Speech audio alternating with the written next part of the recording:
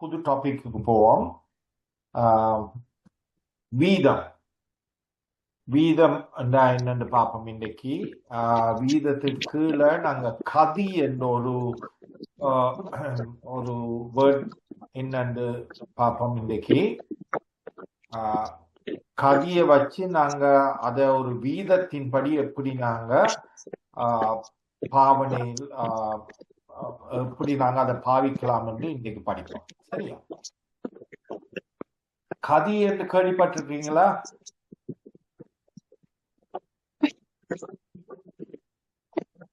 கதி என்னங்க அதை கேள்விப்பட்டிருக்கீங்களா? இப்ப நீங்க ஒரு வாகனத்துல போய்க்கு நீங்க ஒரு பஸ்ல அல்லாட்டி கார்ல அல்லாட்டி ஒரு 3 வீலர்ல உண்மையா 3 வீலர்ல தெரியாது என்ன அதுல ஒரு மீட்டர் இல்ல. ஆனா நீங்க ஒரு பஸ்லயோ ஒரு கார்லயோ போய்க்கல நீங்க போற வேகத்தை வச்சு எவ்வளவு எந்த வேகத்துல நீங்க பயணிக்கிறதுக்கு நீங்க அந்த ஓடோமீட்டர் பார்த்துருக்கீங்களா? அந்த கார் பஸ்ல ஸ்பீட் வேகம் கூட கூட அது கூடிக்கொண்டு போகும். வேகம் குறைய பிரேக் பிடிக்கல அது குறைஞ்சு கொண்டு போகும். பார்த்துருக்கீங்களா? அது பஸ்ல இல்லாட்டி கார்ல பார்த்துருக்கீங்களா? அப்படி உண்டு.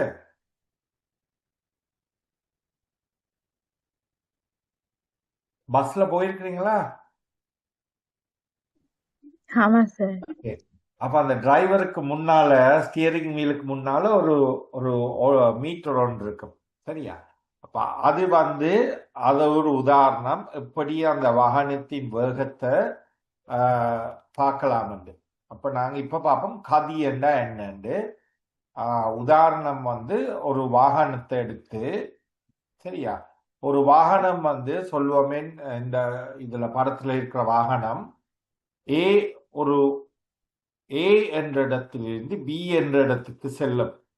ஏல இருந்து பி செல்ல போகுது சொல்லுவோம். அந்த ஏல இருந்து பிக்கு உள்ள தூரம் 10 மீட்டர். ஏல இருந்து பிக்குள்ள தூரம் 10 மீட்டர். அந்த 10 மீட்டர் தூரத்தை கடக்கிறதுக்கு அந்த வாகனம் எடுக்கிற நேரம் சொல்லுவோம் 5 செகண்ட். ஏல இருந்து பிக்கு இருக்கிற தூரம் 10 மீட்டர்.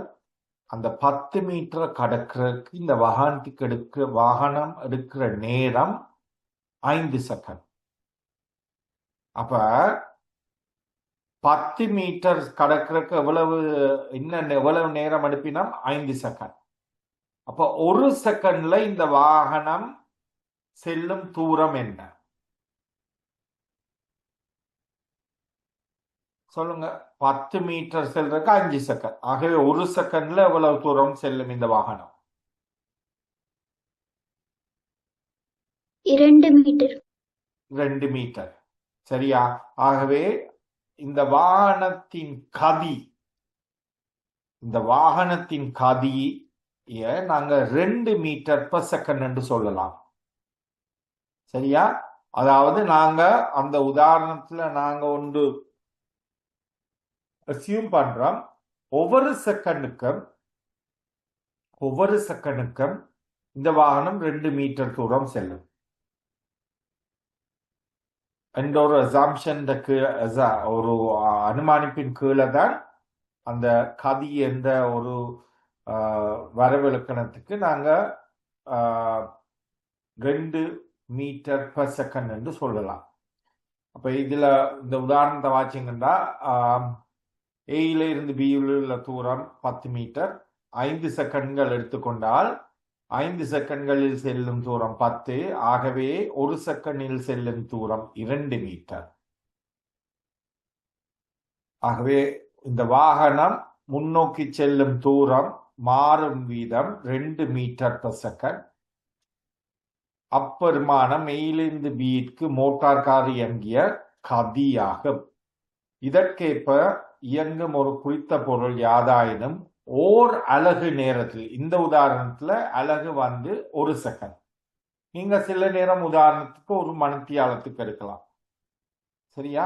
ஓர் அலகு நேரத்தில் செல்லும் தூரம் ஒரு மாறா பெருமானமாக இருப்பின் நாங்க இதுல அனுமானிக்கிறோம் ஒவ்வொரு செகண்டும் இந்த வாகனம் 2 மீட்டர் தூரம் செல்லும் என்ற ஒரு அனுமானத்தின் கீழ் தான் நாங்கள் கதியை 2 மீட்டர் per செகண்ட் சொல்றோம். ஓர் அலகு நேரத்தில் செல்லும் தூரம் ஒரு மாறா பெருமானமாக இருக்கும் சந்தர்ப்பத்தில் அப்பொருள் சீரான கதியில் இயங்குவதாக கூறப்படும். மேலும் இவ்வாறு செல்லும் தூர அளவானது கதி எனப்படும். விளங்கிச்சா? அப்ப கதி என்றா ஒரு வாகனம், இந்த உதாரணத்தின்படி ஒரு வாகனம் ஓர் அலகு நேரத்தில் செல்லும் தூரம். ஓர் அலகு நேரம் இந்த உதாரணத்துல செகண்ட், இன்னொரு கேள்வியில் அது மணித்தியாலமாக இருக்கலாம், per hour என்று வரலாம். சரியா? அப்ப விளங்கிச்சா கதி என்றா என்னண்டு? விளங்கிடுச்சு. ஓகே, இப்ப பார்ப்போம் இந்த உதாரணம். இப்ப இது நீங்க பார்த்திருப்பீங்க, நீங்க உங்களோட ரோட் பாதையில போய்க்கல இப்படி ஒரு சிம்பல் பார்த்திருப்பீங்க இல்லையா? 70 கிலோமீட்டர் பாவர், 50 கிலோமீட்டர் பாவர், அல்லாட்டி 60 கிலோமீட்டர் பாவர்ன்னு நீங்க பாத்துறீங்களா? ரோட்ல சைட்ல இந்த மாதிரி போர்ட்ஸ் பாத்துருக்கீங்களா? ஆமா சார். அதாவது அதுல சொல்லப்படுறது அந்த பாதையில நீங்க வாகனத்தை ஓட்டி செல்லும் பொழுது உங்களோட வாகனத்தின் வேகம் அதுல குறிப்பிடப்பட்டுள்ள வேகத்திலையும் பார்க்க கூட செல்லக்கூடாது. அப்ப இந்த ஒரு 70 கிலோமீட்டர்ஸ் பாவர்னா இதன் உங்களோட வாகனத்தின் மிக கூடிய கதி ஒரு மணித்தியாலத்துக்கு 70 கிலோமீட்டரா இருக்கணும். அதுக்கு மேல ஃபாஸ்டா போக இயலாது. சரியா?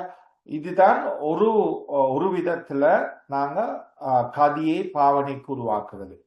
பாதையில எந்த ஸ்பீட், எந்த வேகத்தில் இந்த வாகனம் செல்லலாம் அந்த பாதையில என்று நிர்ணயிக்கிறது இந்த கதி. இப்ப கதியை நாங்க எப்படி கண்டுபிடிக்கிறோம்? நாங்க முதல் உதாரணத்துல சொன்னோம் 10 மீட்டர் தூரம் செல்றதுக்கு 5 செகண்ட் எடுத்தா ஒரு செகண்டில் அது 2 மீட்டர் தூரம் செல்லும். அப்ப நாங்க கதி என்று சொன்னது 2 மீட்டர் per செகண்ட். அப்ப அந்த கதியை நாங்க எப்படி கண்டுபிடிச்ச? நாங்க சென்ற தூரம் 10 மீட்டர், அந்த 10 மீட்டர் செல்றதுக்கு எடுத்த நேரம் 5 செகண்ட். ஆகவே 10 5ஆல வகுத்து 2 மீட்டர் per செகண்ட் எடுத்தோம். அதாவது சென்ற தூரத்தை எடுத்த நேரத்தால வகுத்தால் உங்களுக்கு கதி கிடைக்கும்.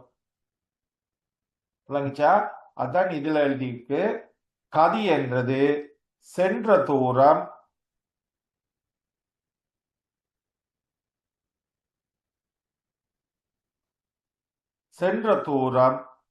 வகுத்தல் எடுத்த நேரம். ஆகவே இந்த சமன்பாட்டில இருந்து உங்களுக்கு சென்ற தூரத்தை கண்டுபிடிக்கணும்டா கதியை நேரத்தால பெருக்கினா நீங்க சென்ற தூரம் கண்டுபிடிக்கலாம். சரியா? இப்ப இந்த உதாரணத்தை பாருங்க. ஒரே கதியில் காற்றில் செல்லும் பறவை ஒன்று 20 செகண்ட்களில் 100 மீட்டர் தூரம் செல்லும் எனில் 20 செகண்டில் 100 மீட்டர் தூரம் செல்லும் எனில் அது செல்லும் கதியை காண்க. அப்ப எல்லாமாக பயணித்த இந்த சமன்பாட்டில் போட்டோம்னா எல்லாமாக பயணித்த தூரம் 100 மீட்டர், சென்ற தூரம் 100 மீட்டர், அந்த 100 மீட்டர் செல்றதுக்கு எடுத்த நேரம் 20 செகண்ட். ஆகவே அந்த பறவை செல்லும் கதி 100 மீட்டரின் கீழ் 20 செகண்ட் 5 மீட்டர் per செகண்ட். புலங்கிச்சாது? இன்னொரு உதாரணம் பார்ப்போம். 5 மீட்டர் per செகண்ட் என மாறா கதியில் செல்லும் பறவை ஒன்று ஒரு நிமிடத்தில் பறக்கும் தூரத்தை காண்க. அப்ப ஒரு செகண்டுக்கு எவ்வளவு தூரம் இந்த பறவை பறக்குது? இந்த உதாரணத்துல ஒரு செகண்டில் இந்த பறவை பறக்கும் தூரம் அவ்வளவு? 5 மீட்டர் செகண்ட் மைனஸ் 5 மீட்டர். ஆகவே அது ஒரு செகண்டில். கேள்வி வந்து ஒரு நிமிடத்தில் இந்த பறவை பறக்கும் தூரத்தை காண்க. அப்ப எங்களுக்கு தெரியும் ஒரு செகண்டுக்கு 5 மீட்டர் பறக்கிறது. ஆகவே ஒரு நிமிடத்துக்கு எவ்வளவு தூரம் பறக்கும்? ஒரு நிமிடத்துல 60 செகண்ட் இருக்கு. ஒரு செகண்டுக்கு 5 மீட்டர். ஆகவே 60 செகண்டுக்கு 60 தர 5 300 மீட்டர். விளங்கிச்சா? ஓ ஓகே. சார். ஓ சார். அப்ப இந்த உதாரணத்தை செய்து காட்டும் எனக்கு. உதாரணம் 3. 2.5 ஆகும் சார். ஓகே.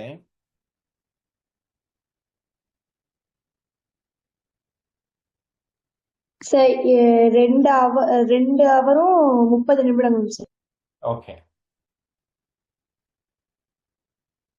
ஓகே.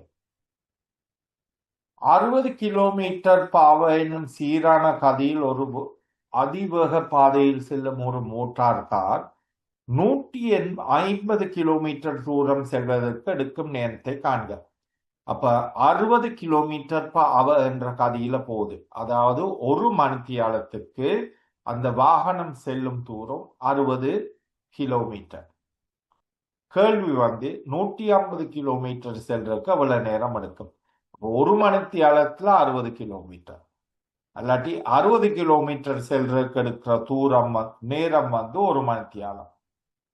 60 கிலோமீட்டர் செல்றதுக்கு எடுக்கிற நேரம் வந்து ஒரு மணித்தியாலம். ஆகவே 150 கிலோமீட்டர் செல்றதுக்கு எடுக்கிற நேரம் வந்து தூரத்தை கதியால பெருக்கிறோம்னா நாங்க முதலே பார்த்துட்டோம் அந்த சமன்பாடு என்னன்னு. சமன்பாடு வந்து கதி சென்ற தூரத்தை எடுத்த நேரத்தால பிரிக்கிறது.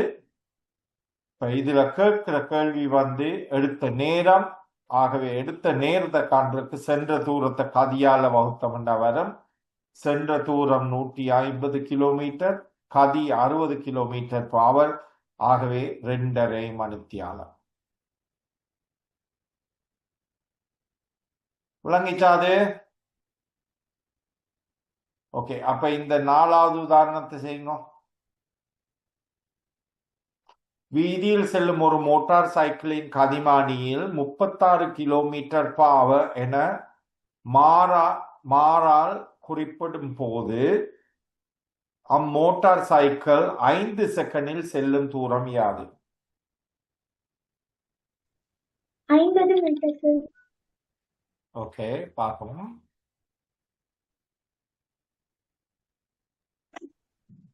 50 மீட்டர் சார். 50 மீட்டர்.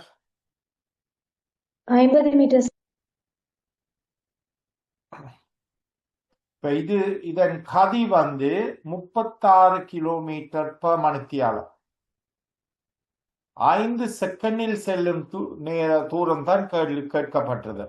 இப்ப 36 கிலோமீட்டர் பாவ ஒரு மணித்தியாலத்துக்கு செல்லும் தூரம் 36. 5 செகண்ட்ல கேட்கிறபடியா இதை நாங்க கிலோமீட்டர் மீட்டருக்கும் மணித்தியாலத்து செகண்டுக்கு மாத்திரம்னா எங்களுக்கு லேசா இருக்கும். அப்ப இதன் கதியை நாங்க மீட்டர் பர் செகண்ட்ல குறிக்கிறேன்டா 36 கிலோமீட்டர் வந்து எவ்வளவு மீட்டர்? 36 கிலோமீட்டர் வந்து எவ்வளவு மீட்டர்?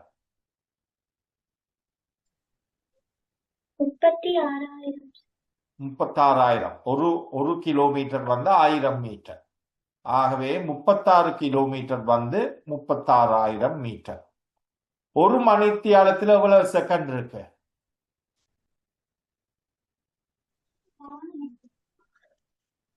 ஒரு மணித்தியாலத்துல எவ்வளவு செகண்ட் இருக்கு? 3600. ஒரு மணித்தியாலத்துல 60 நிமிடம். ஒரு நிமிடத்துல 60 செகண்ட். ஆகவே 3600 செகண்ட். ஆகவே இந்த கதியை நாங்க மீட்டர் பர் செகண்டுக்கு கூறுறோம்னா 3600 36,000 கீழ் 3600 10 மீட்டர் பர் செகண்ட். இதன் கதி 10 மீட்டர் பர் செகண்ட். கேள்வி வந்து 5 செகண்டில் செல்லும் தூரம். அப்போ 1 செகண்டில் செல்லும் தூரம் 10 மீட்டர் என்றா 5 செகண்டில் செல்லும் தூரம் 50 மீட்டர். விளங்கிச்சா இது?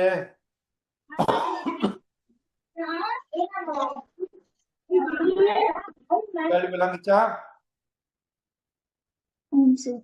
ஓகே. இப்போ உங்களுக்கு இதெல்லாம் விளங்கிச்சேன்னா இது கொஞ்சம் யோசிச்சு செய்ய வேண்டிய கேள்வி. இந்த உதாரணத்தை செய்யுங்க அப்போ. கொஞ்சம் யோசிக்கணும். இந்த கேள்வி யோசிச்சு செய்யுங்க. ஒரு மணித்தியாலத்துக்கு 60 கிலோமீட்டர் வேகத்தில் செல்லும் 75 மீட்டர் நீளமான புகையிரதம் சாய்கை கம்பம் ஒன்றை கடந்து செல்வதற்கு எடுக்கும் நேரம் யாது? 4.5 செகண்ட். Okay okay. அப்ப இந்த உதாரணத்துல ஒரு மணித்தியாலத்துக்கு செல்லும் தூரம் எவ்வளவு? 60 கிலோமீட்டர். சரியா? அந்த புகையிரதத்தின் நீளம் 75 மீட்டர். அப்ப இந்த கேள்வி ஒரு சாய்கை கம்பத்தை கடக்கிறதுக்கு எடுக்கும் நேரம். அப்ப இந்த புகையிரதத்தின் நீளம் 75.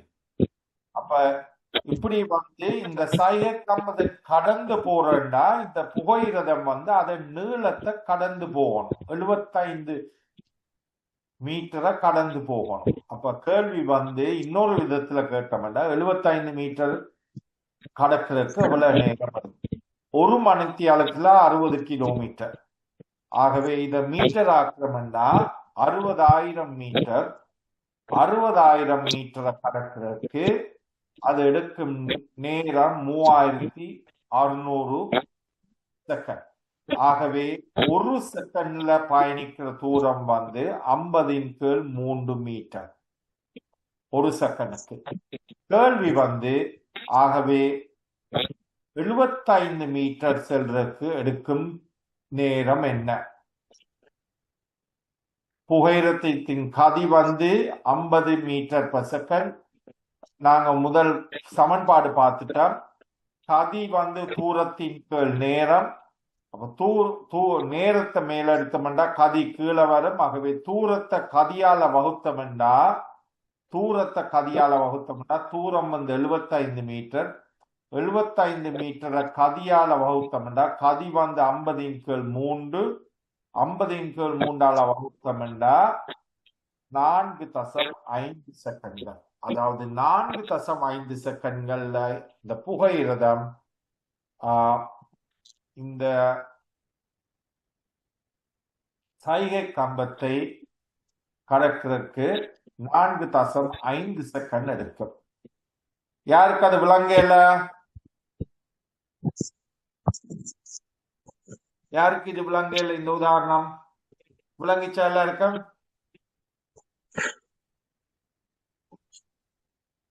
ஓகே, சரி. அப்படி உங்களுக்கு அது விளங்கிச்சா இந்த உதாரணத்தை சொல்லிப்போம்.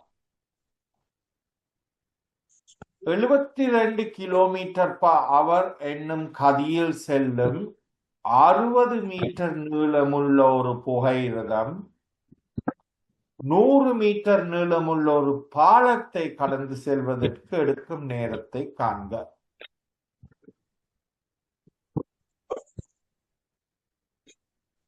Sir 8 second. 2 second. 8 second. 8 second. Okay. Sir 8 second. அட்டாக்களுக்கு என்ன விட வருது? 8 செகண்ட்கள். 8 செகண்ட். ஓகே. அப்ப இதன் கதி 72 கிலோமீட்டர் பவர். ஒரு மணித்தியாலத்துல செல்லும் தூரம் 72 கிலோமீட்டர். இதை நாங்க மீட்டர் per செகண்ட்ல போடுறோம்டா 72 கிலோமீட்டர் மீட்டர் ஆக்கணும். அதாவது 72,000 மீட்டர். மணித்தியாலத்தை செகண்ட் ஆக்கிரமண்டா 60 நிமிடம் 60 செகண்ட், ஆகவே 3600 செகண்ட். ஆகவே ஒரு செகண்டுக்கு இந்த புகையிரதம் செல்லும் தூரம் 20 மீட்டர். சரியா? 20 மீட்டர் செல்லும் ஒரு செகண்டுக்கு. இப்ப இந்த கேள்வி 60 மீட்டர் நீளமுள்ள புகையிரதம் 100 மீட்டர் நீளமுள்ள பாலத்தை கடக்கிறேன்டா, அது இதுல இருந்து ஸ்டார்ட் பண்ணி இந்த 100 மீட்டரை கடந்து இந்த புகையிரதத்துல இறுதி வெளியில போகணும். அதாவது இன்னொரு 60 மீட்டர் செல்லணும். ஆகவே எல்லாமாக இந்த புகையிரதம் 100 மீட்டரையும் அதன் நீளமான 60 மீட்டரையும் கடக்கணும். எல்லாமாக 160 மீட்டர் செல்லணும். ஒரு செகண்டுக்கு செல்லும் தூரம் 20. ஆகவே 160 மீட்டர் செல்றதுக்கு எடுக்கிற நேரம் 160 கீழ் 20 8 செகண்ட்.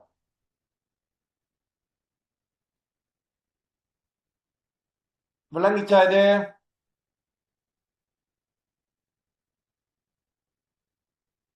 ஓகே. ஆனா எங்களுக்கு தெரியும், இப்ப இந்த புகையிரதம் ஒவ்வொரு செகண்டுக்கும் நீங்க நினைக்கிறீங்களா 20 மீட்டர் செல்லுமண்டு, அல்லாட்டி ஒவ்வொரு மணித்தியாலமும் அது 72 கிலோமீட்டர் கடக்குமென்று நினைக்கிறீங்களா? இல்ல. சில நேரம் தண்டவாளம் நல்லா இருந்துச்சுன்னா அது 80 கிலோமீட்டர் பவர் தூரம் செல்லும் முதல் 2 மணித்தியாலம். இப்ப இந்த தண்டவாளம் அல்லாட்டி மேடா இருந்துச்சுன்னா ஒரு மலையில ஏறுறா அது 72 கிலோமீட்டர் என்ற வீதத்துல போகாது. 60 கிலோமீட்டர் பவர் என்ற வீதத்துல செல்லலாம். ஆகவே ஒரு வாகனம் ஒரு இடத்துல இருந்து இன்னொரு இடத்துக்கு போறதுக்கு சில நேரம் அதன் அது போற பாதையை பொறுத்து அதன் கதி வேறுபடலாம். அப்படி வேறுபட்டு சென்றா நாங்க அதன் சராசரி கதியை காணலாம். அப்ப சராசரி கதி என்ன? பொதுவாக வீதியில் செல்லும் வாகனங்கள் ஒரே கதியை பேண முடியாது. அத்தகைய சந்தர்ப்பங்களில் சராசரி கதி பற்றிய எண்ணக்கரு முக்கியமானதாகும். ஒரு குறித்த பொருள் செல்லும் மொத்த தூரம் அதற்கு எடுக்கும் மொத்த நேரத்தினால் வகுக்கப்படும் பொழுது பெருமானம் சராசரி கதியாகும். அப்ப முதல் எல்லாமாக ஒரு வாகனம் 4 மணித்தியாலம் டிராவல் பண்ணியிருந்தா அதுல முதல் 2 மணித்தியாலம் ஒரு ஸ்பீட்லையும் இன்னொரு 2 மணித்தியாலம் இன்னொரு ஸ்பீட்லையும் போனா அதன் சராசரி கதியை காணலாம். அதாவது மொத்தமாக சென்ற தூரத்தை மொத்தமாக எடுத்த நேரத்தால வகுத்தா அதன் சராசரி கதி காணப்படும். இப்ப இந்த உதாரணத்தை பார்ப்போம். நகரங்களுக்கிடையே செல்லும் பேருந்தொன்று முதல் 25 கிலோ தூரத்தை அரை மணித்தியாலத்திலும் அடுத்த 80 கிலோமீட்டர் தூரத்தை 1 மணித்தியாலம் எடுக்குமெனின் பேருந்தின் சராசரி கதியை காண்க. அப்ப முதல் 25 கிலோமீட்டர் தூரத்தை செல்றதுக்கு எவ்வளவு நேரம் எடுக்குது? அரை மணித்தியாலம். அடுத்த 80 கிலோமீட்டர் தூரத்தை செல்வதற்கு எவ்வளவு எடுக்குது நேரம்? 1 மணித்தியாலம். ஆகவே இதன் சராசரி கதி மொத்தமாக அது செல்லும் தூரம், மொத்தமாக இந்த பேருந்து சென்ற தூரம் எவ்வளவு சொல்லுங்க? இந்த உதாரணத்துல இந்த பேருந்து சென்ற தூரம் எவ்வளவு மொத்தமாக? 105 கிலோமீட்டர். 105. 25 கிலோமீட்டர் சக 80 கிலோமீட்டர். அந்த 105 கிலோமீட்டர் தூரத்தை கடக்கிறதுக்கு இந்த பேருந்து எடுத்த நேரம் எவ்வளவு? 1.5 மணித்தியாலம். 1.5 மணித்தியாலம். அரை மணித்தியாலம் முதல் 25 கிலோமீட்டருக்கும் இன்னொரு மணித்தியாலம் கடைசி 80 கிலோமீட்டருக்கும். ஆகவே மொத்த தூரத்தை மொத்த நேரத்தால வகுத்தால் உங்களுக்கு சராசரி கதியாக 70 கிலோமீட்டர் அவர் என்ற விடை கிடைக்கும். விளங்கிச்சாது?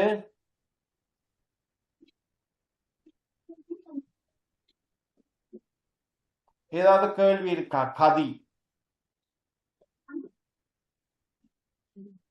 கதியில உங்களுக்கு ஏதாவது கேள்வி இருக்கா? இந்த மூன்றாவது உதாரணத்துக்கு என்னன்னு சொல்லுங்க.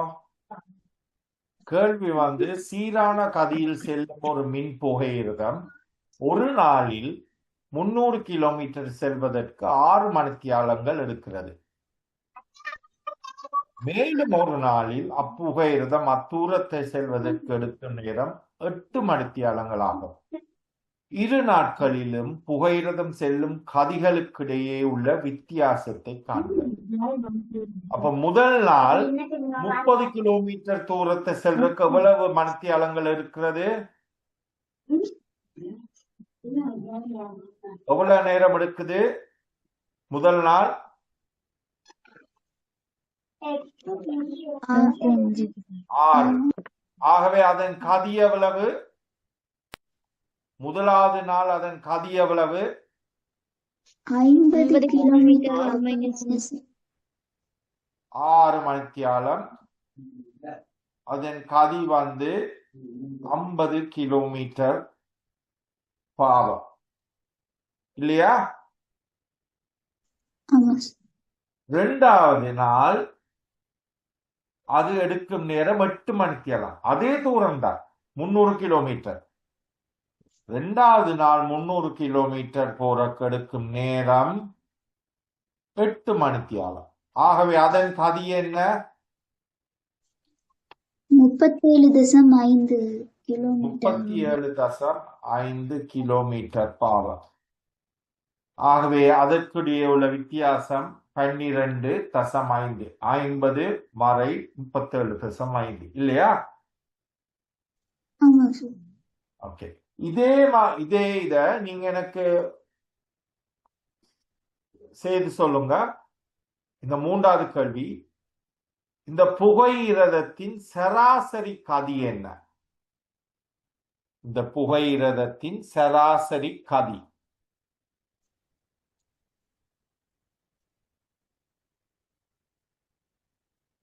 சார் 42.85 கிலோமீட்டர் ஆகும்.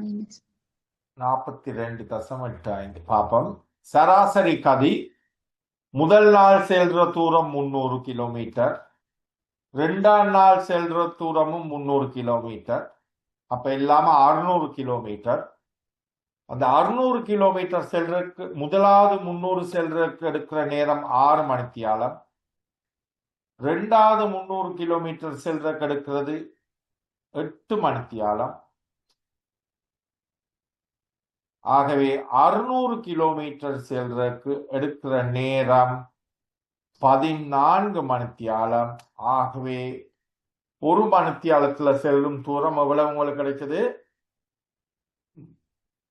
42.8 கிலோமீட்டர். 8 கிலோமீட்டர் பாவம். இது எல்லாருக்கும் விளங்கிச்சா? இந்த 7வது கேள்வியை செய்யுங்கப்பா. Sir 150 metre. 150 மீட்டர். 54 கிலோமீட்டர் அவர் என்னும் சீரான கதியில் செலுத்தப்படும் புகையிரதம் ஒன்று ஒரு சாய்கை தூணை கடப்பதற்கு 10 செகண்ட்கள் எடுக்கிறதாயின் இப்புகையிரதத்தின் நீளத்தை காண்க. 50 கிலோமீட்டர் அத 54,000 ஒரு செகண்டில் செல்லும் தூரம்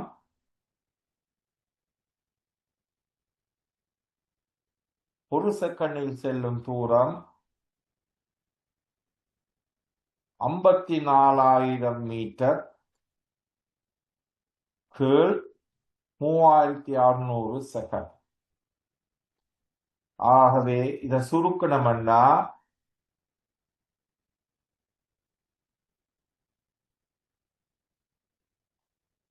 15 மீட்டர் பர் செகண்ட். அப்போ ஒரு செகண்டில் செல்லும் தூரம் 15. இந்த சைகை தூணை கடப்பதற்கு எடுக்கும் நேரம் 10 செகண்ட். ஆகவே 10 செகண்டில் செல்லும் தூரம் 15 மீட்டர் பர் செகண்ட் தர 10 150 மீட்டர். விளங்கிச்சாது? இதுல இருக்கிற மிச்ச ஒரு 3 கேள்வியை நான் ஹோம்ஒர்க் காத்தாடணும் உங்களுக்கு. நான் உங்களுக்கு அது வாட்ஸ்அப்ல ஷேர் பண்றேன்.